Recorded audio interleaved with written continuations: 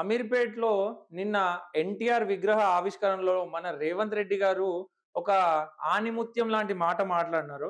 So, దాన్ని వినిపించే ప్రయత్నం చేస్తా. వినిపించిన తర్వాత వినిపియడం కంటే చూపించిన తర్వాత దాని గురించి ఒకసారి మాట్లాడుకుందాం మనం. ఇందిరమ్మ మాకు ఎంత ముఖ్యమో ఎన్టీఆర్ కూడా అంతే ముఖ్యం. ఇందిరమ్మ ఒక తరం అయితే ఎన్టీఆర్ ఒక శకం. వాళ్ళిద్దరి కలయికనే ఈనాటి ప్రజా పాలన. విన్నారు కదా స్వయానా మన సీఎం గారు ఏం మాట్లాడుతున్నారో. ఎన్టీఆర్ ఇందిరమ్మ ఒకటేనంట, వాళ్ళిద్దరి కలయికనే ప్రజా ప్రభుత్వం అంట. సార్ మీరు ఏం చెప్పదలుచుకున్నారు అసలు తెలంగాణ ప్రజానికానికి అండ్ టీడీపీ పార్టీ కార్యకర్తలకు గాని నాయకులకు గాని మీరు ఏం చెప్పదలుచుకున్నారు? ఉమ్మడి ఆంధ్రప్రదేశ్ ఉన్నప్పుడు స్వర్గీయ ఎన్టీఆర్ గారు కాంగ్రెస్ మీద యుద్ధం ప్రకటిస్తూ బయటకి తీసుకొచ్చిన పార్టీయే తెలుగుదేశం, అవునా? మరి మీరు కాంగ్రెస్ ని అండ్ మీ టీడీపీని ఒకటే చేసి ఎట్లా మాట్లాడతారు సార్? వాళ్ళ విధానాలు పడక వాళ్ళ పాలన నచ్చకనే ఈయన బయటికి వచ్చి పార్టీ పెట్టిన 6 నెలల్లోనే వాళ్ళ ప్రభుత్వాన్ని పడగొట్టి అధికారంలోకి వచ్చి జనాలకి సుపరిపాలన అందించిన మహనీయుడు ఎన్టీఆర్. అండ్ జనాల రక్తం దాగుతూ పాలన సాగించిన పార్టీ కాంగ్రెస్ పార్టీ.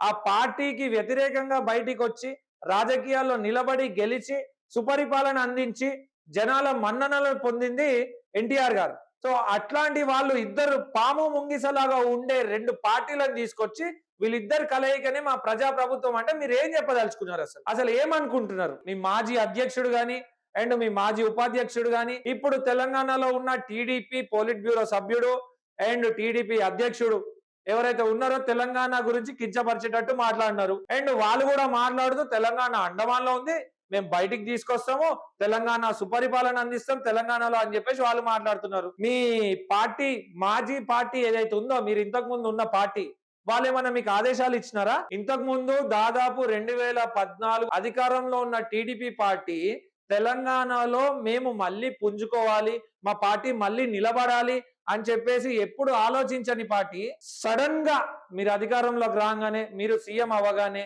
ఆ పార్టీ అంతర్గత వ్యవహారాలు అండ్ తెలంగాణలో పార్టీ మళ్ళీ పుంజుకోవాలి అని చెప్పేసి ఆలోచన వాళ్ళకి ఎందుకు వచ్చింది? మీరు కాదా? మీ విధానాలు కాదా? అండ్ మీరు ఆ పార్టీలో నుంచి వచ్చినారని కాదా?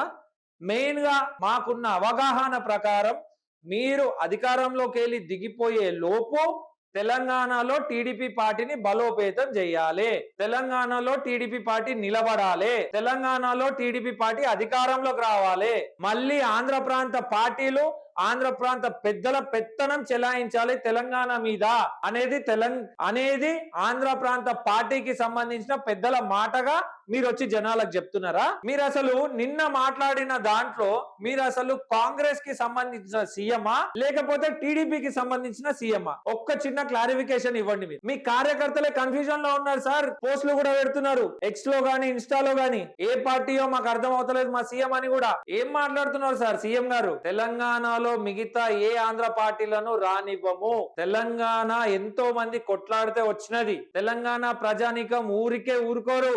తెలంగాణకు అన్యాయం జరుగుతుంటే వాళ్ళు నీళ్లు తీసుకోయినా మీరు మాట్లాడరు, వాళ్ళు నిధులు తీసుకోయినా మాట్లాడరు, వాళ్ళ ఉద్యోగులు వచ్చి ఇక్కడ ఉద్యోగం చేస్తూ తెలంగాణ ఉద్యోగుల మీద పెత్తనం చెలాయించినా మీరు మాట్లాడరు. తెలంగాణకు అన్యాయం జరగడం మీకు ఇష్టమా? తెలంగాణ అధ్వానంగా తయారవడం మీకు ఇష్టమా? ఎందుకోసం తెచ్చుకున్నాం సార్ తెలంగాణ? నీళ్లు నిధులు నియామకాల కోసం కొట్లాడిన వాళ్ళం. అట్లాంటి తెలంగాణలో మళ్ళీ ఆంధ్ర ప్రాంత పార్టీలని రావడానికి స్వాగతిస్తున్నారా మీరు? సార్ మీరు రాజకీయాలు చేసుకోండి, మీ సీఎం పదవి కావాలన్నా డిప్యూటీ సీఎం కావాలన్నా ఏది కావాలన్నా చేసుకోండి మీ రాజకీయాలు, అది మీ వ్యక్తిగతం అండ్ మీ పార్టీకి సంబంధించింది. అంతేగాని తెలంగాణని కించపరిచినట్టు లేదా తెలంగాణలో ఆంధ్ర ప్రాంత పార్టీలని ఆంధ్ర ప్రాంత రాజకీయ నాయకుల పెత్తనం చెలాయించేలాగా రోజులు వస్తాయి అంటే మాత్రం తెలంగాణ ప్రజానికం ఊరుకోదు. ఇది గుర్తు పెట్టుకోవాలి. జనాలందరూ అబ్జర్వ్ చేస్తున్నారు. ఇంకా మాట్లాడుతూ మీరు ఏం చెప్తున్నారు సార్? 2034 వరకు మాదే ప్రభుత్వం అన్నారు. ఏ నమ్మకంతో చెప్తున్నారు సార్? గ్రౌండ్ లెవెల్ లో వెళ్ళి చూడండి సార్ ఒకసారి. మళ్ళీ మీ పార్టీ అధికారంలోకి వస్తుందేమో. చాలా మంది మాట్లాడుతున్నారు ఇప్పటికిప్పుడు ఎలక్షన్స్ వచ్చినా సగానికి సగం సీట్లు రావని. దాని మీద దృష్టి పెట్టండి సార్. మీ పార్టీని మళ్ళీ అధికారంలోకి ఎలా తెచ్చుకోవాలి అనేది ఒక ప్లాన్ వేసుకోండి, దాన్ని ఆచరణలో పెట్టండి.